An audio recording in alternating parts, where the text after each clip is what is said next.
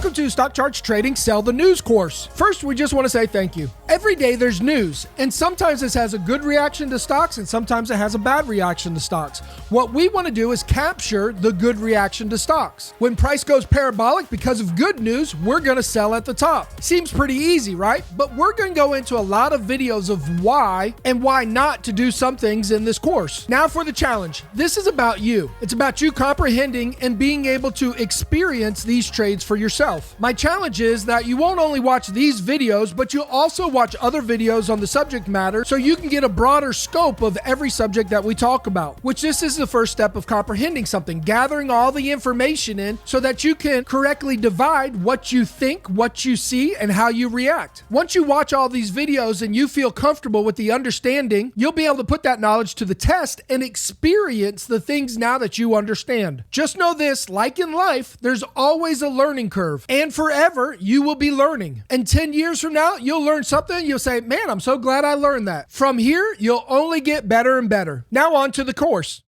And the picture of sell the news is kind of a pump and dump. Huge parabolic run up and then a parabolic sell off right back to the old lows. But have you ever asked yourself the question, why did it stop there? If it was such good news, why didn't it just keep on going? And this is the reason why. Range box and trend lines. Off of these highs and these lows, you could create range boxes, duplicated up, and once price came to the top of that range, it then sold off. The other reason is trend lines. We see this long-term resistance, then price sold off, moving away from that resistance level. But with the news, it comes right back up into that resistance level and sold off again. So in this course, we want to talk about the three types of resistance trading. One type of resistance is diagonal channel up. Another type is diagonal channel down. And the last one is horizontal channel sideways. And here's a visual of the three different types. So on this bullish channel up, like our other diagram, you see there are levels of resistance. In a downtrend bearish channel, you can see that there are counter trend moves up, which act as resistance, and then price falls lower with the trend. Same with horizontal channel, price moves higher, comes into the resistance area, sell the news, and price falls off. And did you know that there's math behind these channels? Probably, but let me define it a little bit better for you. Simple moving average. Simple moving average is calculated by adding the price of the stock over a number of time periods, then dividing the sum by the number of time periods. Basically, it's an average of price given over a time, which on a chart looks something like this, with the blue line being the average of price. As price moves away from the blue line, it comes back to the blue line, letting you know that price is average. Comes away from the blue line, telling you that price is not at average, then goes back to the blue line saying price is at average. Now let's use the same exact theory and go a little bit deeper. Bollinger Bands work simultaneously with the standard deviation of the moving average. No, I'm not going to teach the math behind the standard deviation. I'm going to give you the cliff notes. Imagine this 0 point is the moving average, where price always comes back to.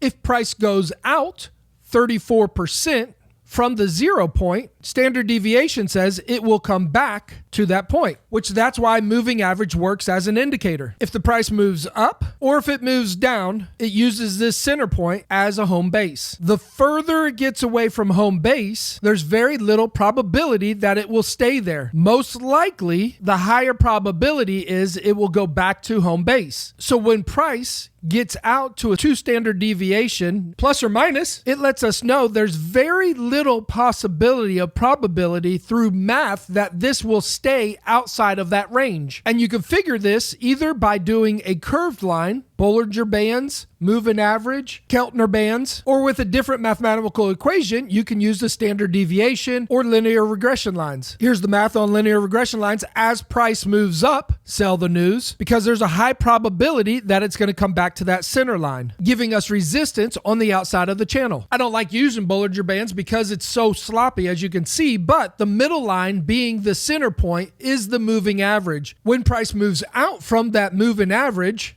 in our case, sell the news, there's a high probability that it will come back to that center point. And here's what Thinkorswim has to say about this. The standard deviation channel, the statistical results on a 1 standard deviation is 67% of the time, it will stay in between that channel, upper and lower. 67% is pretty good, but if you raise the standard deviation to a 2, like we showed in the first example, that means price should fall between those two lines 95% of the time. That is a huge probability. It is likely to move back from those resistance lines unless a major trend reversal is taking place. So here's the chart. And remember, we're selling the news. So price shoots up, comes into our resistance line of the standard deviation, and has a 95% chance that it's going to move back lower based on the math. I know that was a lot, but let me show you a couple reasonings behind it. Okay, here's eBay, 180 days, 1 hour. We're using the standard deviation, number 1. So you can see by the red and green circles that price moved outside of that one standard deviation 5 different times. Now, it did move back to that center line, but sometimes making reversal patterns, being outside of that one standard deviation by a whole month before going in the right direction. So 5 times it went outside of the one standard deviation. Then you can see by the blue arrows that 7 times it stayed within the one standard deviation. And that lines up pretty much with what they said. 67% of the time it will fall in between the upper and lower on a 1% deviation. Now let's test a 2% deviation and see if it falls within 95% of the time, those 2 points. So now I'm going to change it to 2 and let's see the results. Same time frame, and we see that price has stayed in between those 2 lines. What is this? It's a channel. What is it? It's resistance. This is the math behind channels. Right here, you see this big spike candle? Sell the news. Then what does price do? Comes back down to this midpoint, giving you huge profits. So back to the channels. When we see a huge move up into resistance, the math tells us that we should get a sell-off, at least back to the midpoint. Another thing that gives us high probability is the structure of a channel. And within the structure of a channel, we have an Elliott wave pattern and an ABC pattern. An Elliott wave has 5 legs. It'll have 3 impulse legs, making higher highs, which will create the resistance side of the channel. Then it will have 2 corrective pullbacks, counter trend trade, which is an ABCD pattern, making higher lows, and that creates the support side of the channel. The 3 impulse waves up, wave 1, wave 3, wave 5, giving us our overall trend. At the high points of these waves, you'll see higher highs. Leg 3, higher high, and leg 5 is higher than leg 3, giving us the uptrend. Based on those highs, will give us the resistance. As news comes up into that resistance, we'll know where to take the trade. There are pullbacks after an impulse wave. This is called an ABCD pattern, and you can see it's counter trend, wave 2 and wave 4. Once they complete their bottom before continuing into an impulse wave, this will be the support line of the channel. After the completion of an Elliott wave, there'll be an A, B, C pattern. The A leg is an impulse wave. The B leg is a counter trend of the impulse wave. And then the C leg will be the same direction as the A leg and typically the same size. So yes, you should have an ABCD pattern in leg 2 and leg 4. These are the only 2 patterns that you should be identifying with when trading. Am I in an Elliott wave? And if I am in an Elliott wave, where am I? And am I leg 2, leg 3, leg 5? Because you would handle each trade differently. Obviously, if you're coming into resistance, sell the news on a leg 5, that'd be a great indication that you should have a long A leg away from that resistance. And this is what I mean by there'll be an Elliott wave inside an Elliott wave inside an ABCD pattern. In this big leg, you'll see small impulse and pullbacks as this leg goes up. Just as this leg goes down, you'll see price move down, then go back up a little bit before continuing lower. And also depending on what time frame, 1 day, 1 hour, 1 minute, you'll see the Elliott wave show up differently. One of the most important things about the Elliott wave is making higher highs with higher lows indicates an uptrend. When price breaks those lows and starts making lower lows and lower highs, that indicates a downtrend. Now there's 3 types of Elliott wave impulse legs. Leg 1 could be the longest, leg 3 could be the longest, or leg 5 could be the longest. Let me show you. Like this one on leg 1 is really big compared to leg 3 and leg 5. On this one, you see the middle leg being the biggest of the impulse waves, and leg 1 and leg 5 are shorter. On this instance, you see that leg 5 is the longest over leg 1 and leg 3. Why is this important? Because you might see a price jump up, but if resistance is higher, you don't want to buy that trade there. You want to wait for price to continue on into that upper resistance area. Same with this. Price might seem very close to that upper resistance level, but we need to be patient to watch.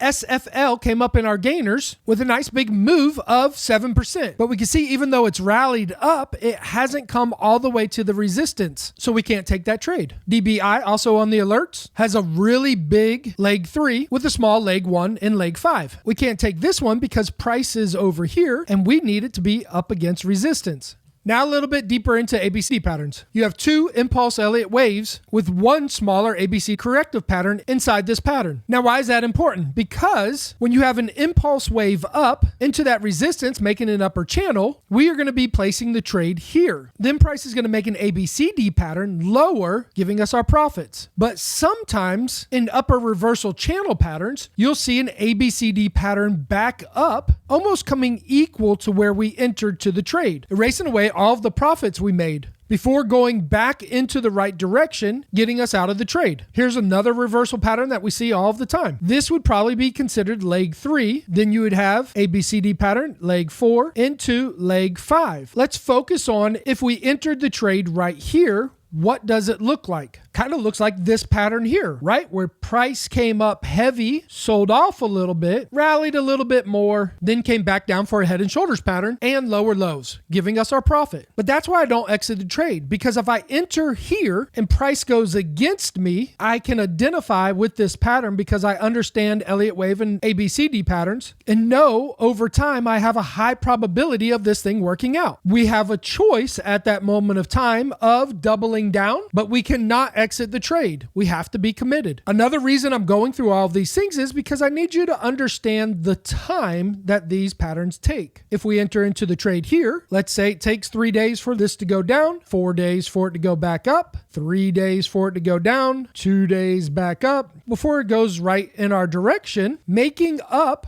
almost 20 plus days. So we need to make sure that we have enough time on our options for all these patterns to work out. Here we have a bearish wedge. What if we got in right here on a huge impulse wave up? Then price flutters against us. We would be losing money at this time, but we need to be patient enough for this wedge pattern to work out, to go lower so that we can take our profits and make sure our options are long enough for this whole month or more. Again, impulse wave up. We get into the trade right here. Price makes an expansion pattern before going into our direction. I don't mind this because time decay. And I'll get into that when we talk about options. But we need to understand the behavior of these corrective patterns and reversal patterns so that we can be ready to identify them and prepared.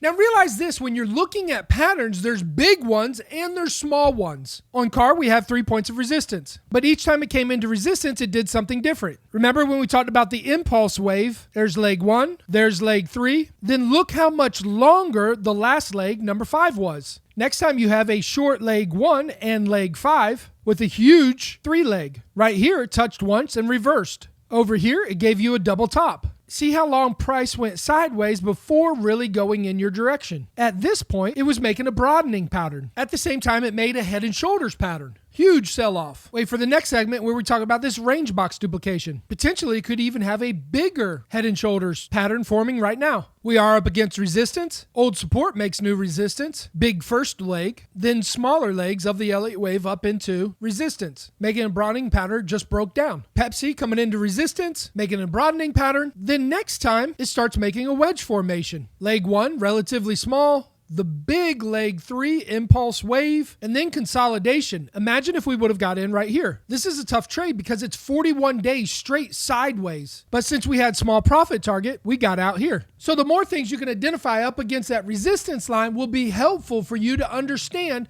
the timing that potentially this trade could take. And I know it's hard because you only see one candle hitting against that. And then you're like, should I take this trade or not? And that's why we put other things into our rules to help apply safety to your trades. And that's why you're going to want to study these reversal patterns.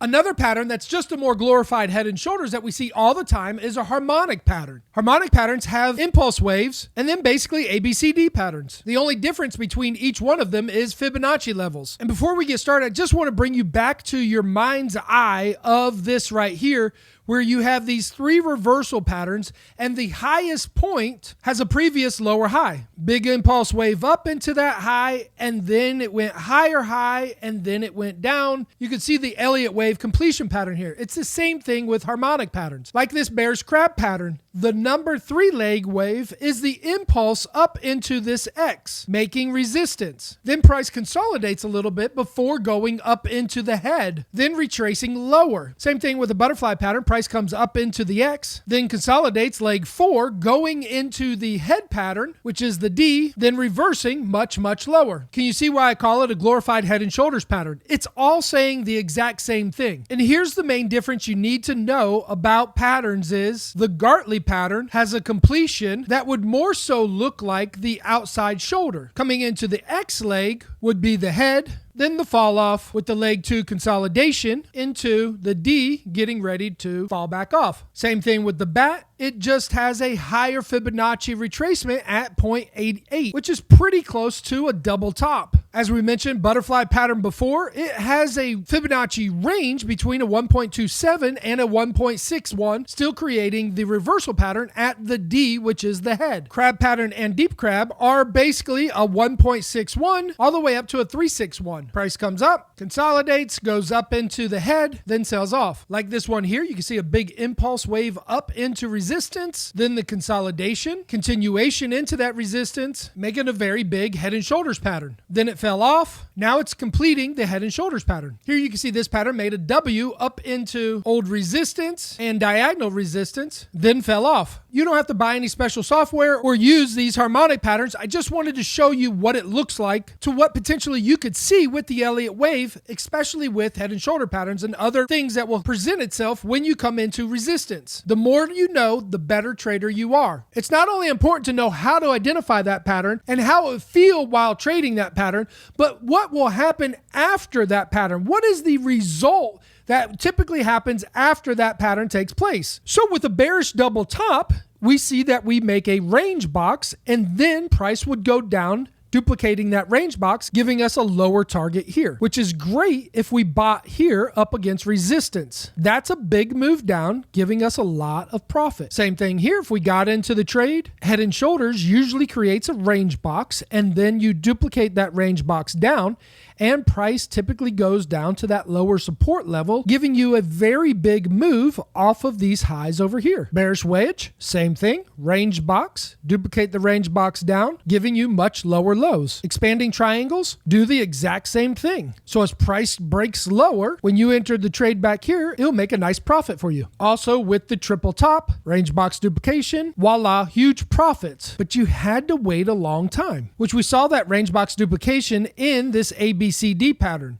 Let me reconfirm what we just showed you looking at range boxes for targets on those patterns. On a horizontal channel, when it comes up into this resistance, it sells off. When it comes into the support, it bounces back up. At some point, it will come out of that channel. And a lot of times, this range-bound motion will happen again, and that's why we use range boxes. Or you can take your channel, make a duplication, and bring that up, setting the one on top of the other, giving you a new resistance area. Now, believe it or not, diagonal channels can be used the same way. Price flutters back and forth, hitting support and resistance, then it breaks out. Where's it going to go? That's right, just duplicate this channel right here, bring it down on top of this old line, and it will give you a new support area. In some cases, you can do this multiple times. Same with a bearish channel breakout, duplicate that channel up, and it will show you where new resistance will be. Like on Hertz, up almost 7% today. Duplicate that range box up, and you can see prices coming into that resistance. If we draw a diagonal line, we see prices also coming into that resistance. Great place to take a trade as price falls off. So range box can be used to identify when price is running up and gonna hit resistance, and when you're shorting it, it can be identified for support. Your near-term support level would be down here. Your long-term support level would be way down here. But I don't want to be in the trade for that long. And so really what is this? It's just creating a channel based off support and resistance and duplicating it down, which should make sense because we said once price breaks lower than the old support, and what do we have right here? Price went lower, and we see that we start having lower highs, which we have right here, should confirm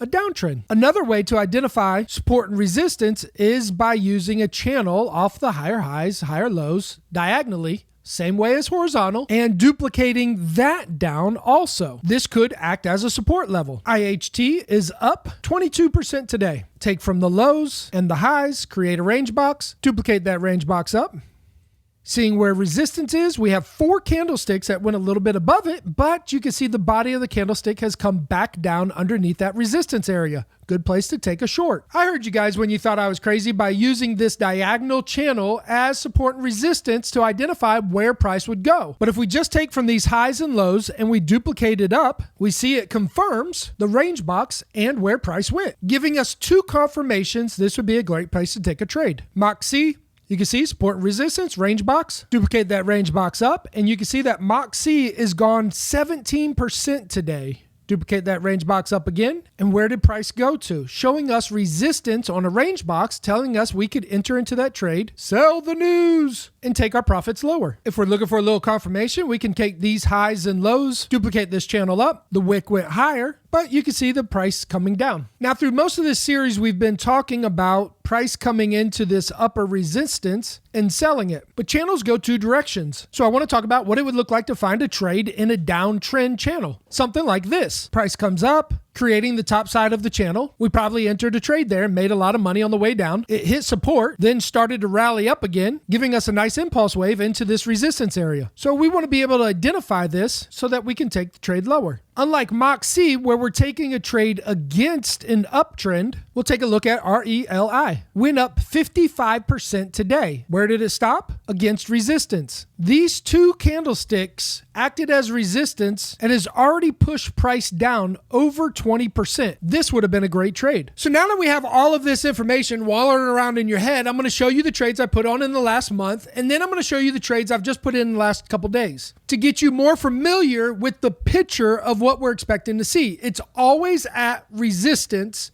that we're placing the trade. On UTL, you see we had a big jump up. We took our support line, duplicated it up, used this old cluster back here, and saw the resistance. So we got into the trade right here. Price kept going higher 6 days, almost 6%. Then after 8 days, it went down 6% from where we bought it in. Our target was not realized, but just yesterday, because of time decay, we were able to take 50% profit off of this trade. Under Armour had a big spike up. We just took this channel based off the highs and lows, duplicated it up, and saw it was up against resistance. Took the trade, and immediately it went down. Seagate, we saw price way up here. We duplicated it once, saw it acted as resistance before, duplicated it up again, felt this was a good place for resistance. It went a little bit against us and then fell off nicely. Sally Beauty saw this big run up, duplicated the range box, came right into that resistance level. So we took the trade, made 50% profit in just a couple days. Saw that OCGN came up into this resistance, then sold off. We got in about here. Then it ran up 43% in 10 days. Ouch. What'd we do? We doubled down,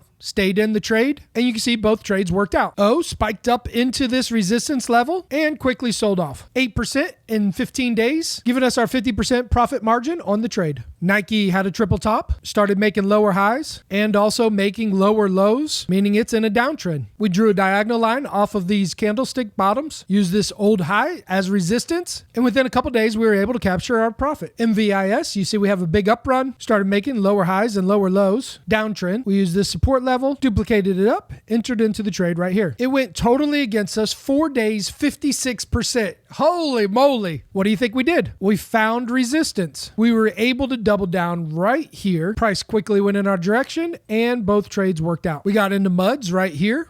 Why? Range box duplication. We saw the candlestick come up, hit resistance, and start to fall off. The trade went against us, 7 days, 11%. We doubled down, and both trades worked. MDT, resistance, resistance, resistance. Got in the trade. 10 days later, it was against us 3%. We did not add to this one, but as you can see, after 20 days, it went down 4%, getting us out of our 50% profit target. This was a fun one because this is all I saw. These 3 candles. I saw price come up into that resistance. So I took the trade and it quickly went down. No problem. Win, win, win. Where'd it go down to? Range box duplication. Perfect. LAZR making lower highs and lower lows. Came off the support level, duplicated it up, used this as resistance, entered into the trade right here, and immediately it went in our favor. KKR, support and resistance. We got into the trade right here and it went against us. 7% in 17 days. We doubled down. The second trade is work. We're still waiting on the first trade. IBM, support, resistance. Resistance right here on this big wick. Came down, back up. back down, looking kind of like a head and shoulders pattern. As you can see, we're still waiting for this one to play out. G, big day up into that resistance level. Next couple days, we were able to get our profit. EW, big rally up into this horizontal resistance. Price kept going higher, drew a diagonal resistance line, entered into the trade right here. You can see both worked out. EHC, you can see came into resistance, quickly sold off, got us a profit. Might be a good place to re-enter into a trade and take it again. DMTK, you can see ran 35%, came into the resistance, gave us our 50% profit. BNTX came right into that resistance level, kept going higher. What do you think we did? That's right, duplicate. Price came right to our original entry. We closed this trade out and this one worked. Believe it or not, we timed this perfectly. It went up 11%. Sold off, a couple days, made our profit. Still in this trade, saw resistance. So we sold here. I was being greedy right in here. So now we wait. Airgen saw this support level, duplicated it up, used it off this resistance, saw price come right into this resistance here. Price had moved up 15%, then sold off, giving us our profit. Same look on ACET, came into resistance, within a couple days gave us our profit. So those are trades we've mostly closed out. So there were a couple scenarios in there. Some trades worked out really quickly. Some trades we had to double down on. Some trades we had to wait a long time on, and some trades we lost on. Are you starting to catch on to the theme? When you have a huge run up into resistance, people take profits, and you can capture the opposite side of this trade. Out of all those trades, we only had one loss with 50% return on our investment. That money adds up quickly. Here's some new trades. WCC up against resistance. In 4 days, it moved 18%. We placed a trade here, waiting for it to sell off. Did you see this earnings rally on UPS? The stock jumped over 25% in 7 days. We placed a trade here and still waiting for it to work. TRQ came into resistance, sold off 18% today. Let's see where our profits are. $282, up 72%. We'll close that trade out. See this huge spike into resistance? TBI rallied 30% in 1 day. We got in here. It went back up against us for 7 days, 10%. We did not re-enter into this trade. You can see we're up almost $200, around 33% profit. Unlike T, down $90, 82% loss so far. You can see T in earnings day went up 7%. That was a big move for AT&T, so I placed the trade right here. Price kept going higher. I did not double down. Now here's an addendum to that T trade. So I talked about how T came up into this resistance and kept going higher, but I didn't do anything. And this is why I don't exit out of the trade. Because even after it went against me 7%, it fell right back off, giving me 50% profit. C's run up into resistance. We took the trade, up $50, 16%. PHM, huge run up into resistance, up $157, 35%. Since we're here, let's take a look at Overstock, 52%, $545. Overstock came up into resistance. We took the trade. Now you can see we're up 50%. I know it seems pretty boring, right? Up against resistance, take the trade, make money, get out of the trade. If it goes against you, double down, make more money.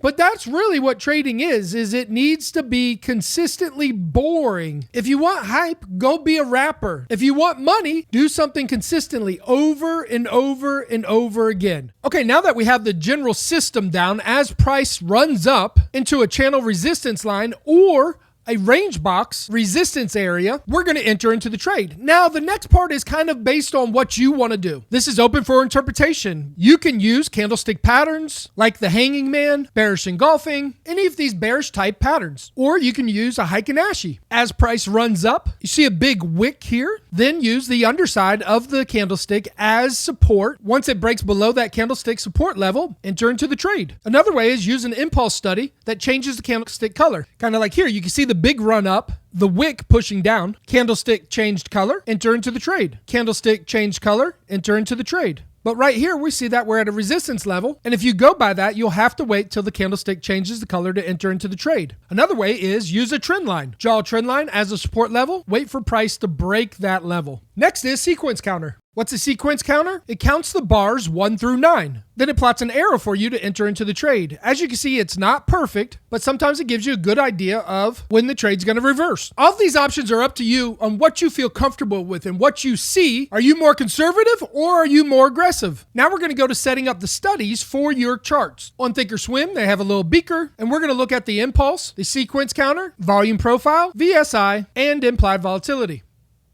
So on the Thinkorswim, you have it right here. Beaker, edit studies. Drop down will come up, studies. The candlesticks are red and green. Now with double tapping on this impulse, it'll come up into your study setting over here. Push OK, and it will make them blue. These blue candlesticks just indicate that the price is at neutral. Red candlesticks down, then neutral near the bottom. Green candlesticks up, then neutral near the top. Red down and neutral. It's not a perfect system, so if you don't like it, then don't use it. Cut out the noise in your trading. Now to sequence counter. Double click. Comes up over here, push OK. It'll come up like this, pretty faint with this yellow. So I come into here and change the yellow to gray or something of your choice. So in this example, you can see over here, it called the bottom. Right here, it called the top nicely. And right here, it called it prematurely. Because price kept going down, that happens. It did not call this top, but it did call this one, this bottom, a little premature, but worked out. And today, we use that arrow to get into this trade. If you like the arrows, but want to remove the numbers, just go back in to the tabs that say array, then click on these three, uncheck, and you'll have no numbers. Now on to volume profile. It represents trading activity over a period of time at a specific price point. This is called the point of control. It gives you a price range of 70% of the trading activity that took place. So it looks like this. This is the point of control, and this is the range 70% of the trading came in on. Sometimes I use this indicator to test and see how far I am away from point of control. Double click, should be here, and push OK. Upstart came into resistance and is 16% away from point of control. HYRE came up into resistance, but is 80% away from point of control. Children's Place is 70% point of control. I like to take the trades with the biggest point of control. If I can only take one or two trades, don't you want the best opportunities to filter down some of this noise? Click on the studies, click on globals, change your point of control to darker, and then change the other colors to match your background. Then under plots, point of control, make it darker and thicker. On the other tabs, unclick. Then you only have this line right here, not giving you so much noise, but you can analyze before making a trade. Next is RSI or VSI. And let's be honest, as price runs up into this resistance level, RSI is probably going to be overbought. But if I have the same volume profile and one stock gives me a divergence like these two, I find that divergence are higher probability over just being overbought RSIs. The slow VSI or RSI are both great choices, but you'll have to change a couple things. Here on the 80-20, go 90-10. On the overbought, make it red. On the oversold, make it green. Kind of simple, but that tells me sell the news. For the most part, these line up pretty comparable. Divergence, divergence, divergence, divergence. But they're a little different because this went overbought here and this one went a little bit later. This one came all the way to the top line and this one's showing a divergence. There's no perfect system. Whatever works best for you. You pick which one you like or don't use them. Next is implied volatility. You can see as price ran up last time, implied volatility did the same. Price ran up into this resistance on news, and so did implied volatility. Volatility is not always the same. You can see here, price ran up, but the volatility went lower. As you can see, this is highlighted green because we're under 0.25, which means we would buy puts to go down and expect the volatility to go up from here. Price went higher, so did volatility. Right at the resistance where we purchased it, volatility fell off, adding 53% to our value because we were selling options here. Big run up. We see the same thing in volatility. So we sold the calls and you can see volatility went down, giving us back that premium. This spike was obviously not as great, but we sold calls also, and we've almost realized our target. All right, now for actually setting up your charts to match if you want. If you don't, no big deal. On Thinkorswim, we'll click on the wheel. Then we're going to go through each one of these categories to set things up. Right here, chart settings. Here's the general setting. Here's the price axis. Sometimes I move this to 10 to give me a little bit more room at the top here. You can see it's real tight. Typically leave the bottom at 0. You can see it gives us more room to draw. I don't really care about the bottom because I'm not taking support trades here. This is about sell the news. Time axis. I like 360 days. I like 4 hours because it gives me a better look on my implied volatility. I like 500 bars expansion because it pushes everything to the left side of my screen. Appearance. I do Heikin-Ashi. Background white. Grid off.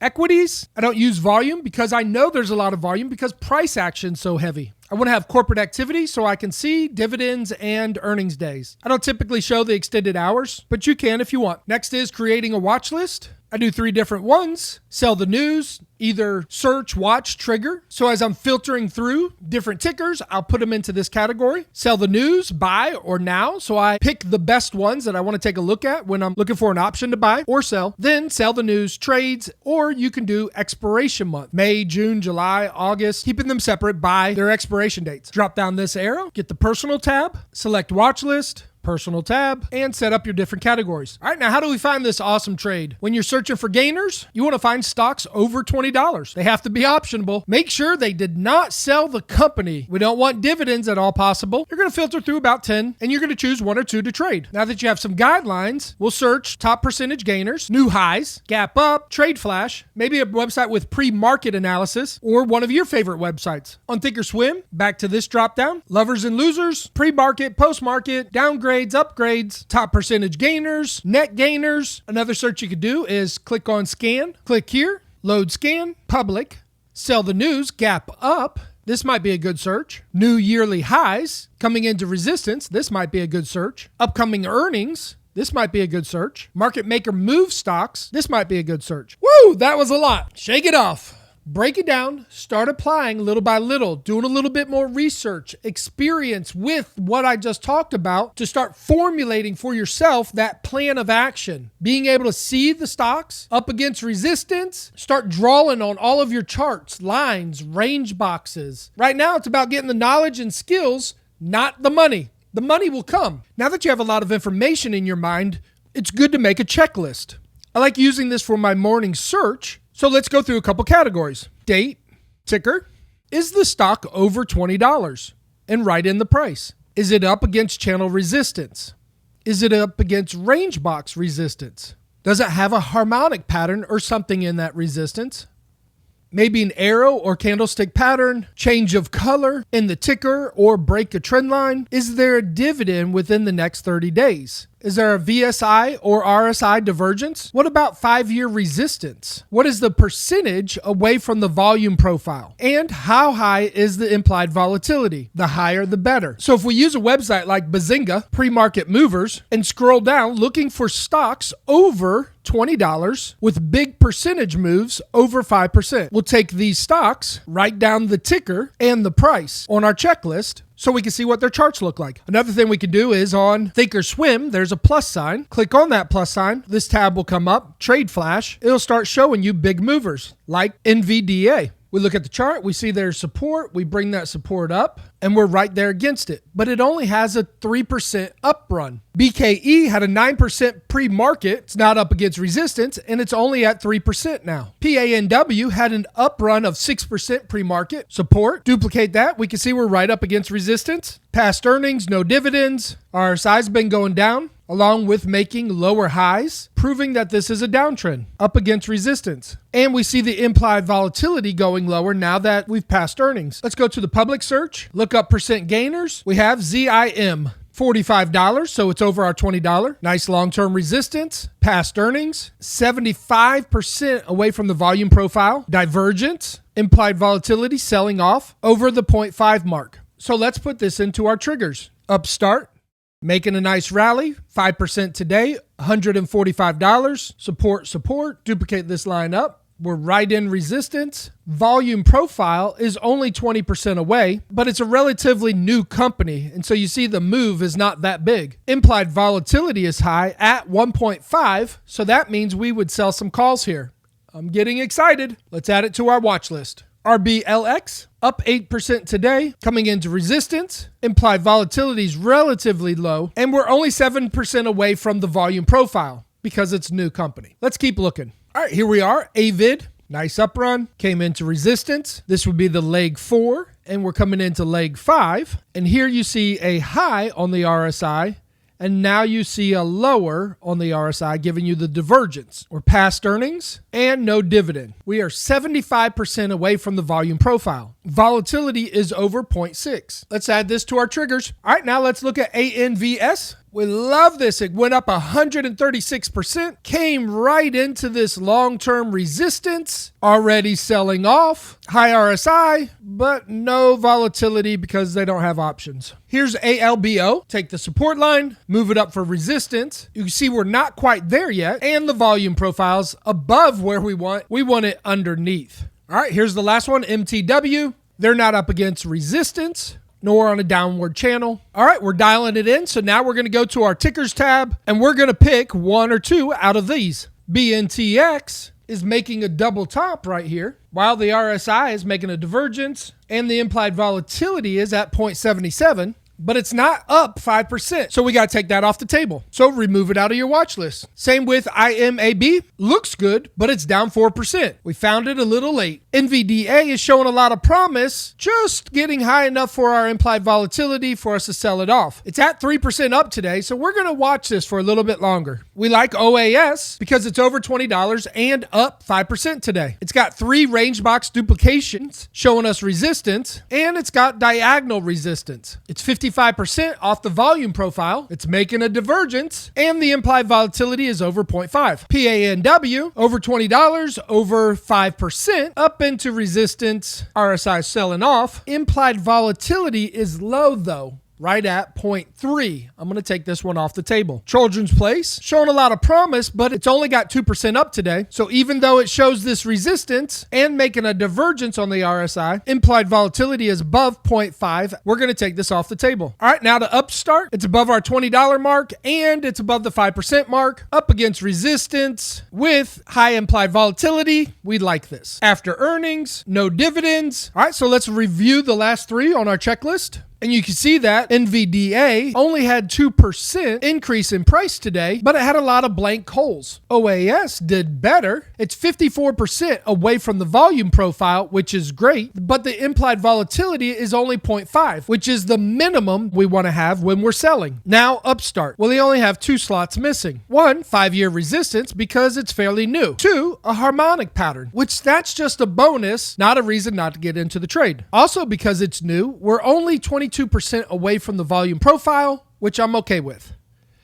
But what I like is that we are 1.45 on the implied volatility index, so we are able to take a bear call spread here. UPST, vertical, calls. We're going to be clicking on the bid side because we're selling. We want to know the open interest and the volume on the strike price, and of course the implied volatility. You can see at the money, the implied volatility is a little bit less than what it was on the chart at 123, which is okay. There's a good amount of open interest. Now selling the 150 calls and simultaneously buying the 155s, we can see that the cost is $280. Our reward would be $220 with a break even of $152, which is incredible because price right now could go up from here and still make us money. And that's why I say there's a lot of management to this. It's not easy to become a millionaire. You have to work at it. The management we're going to do in the class is find the trades, search through them, filter out the bad ones, find the best one that fits our plan, and then find the best options to make us the most amount of money in the quickest amount of time. Sometimes it's quick, sometimes it's not quick, and sometimes we lose. See you soon.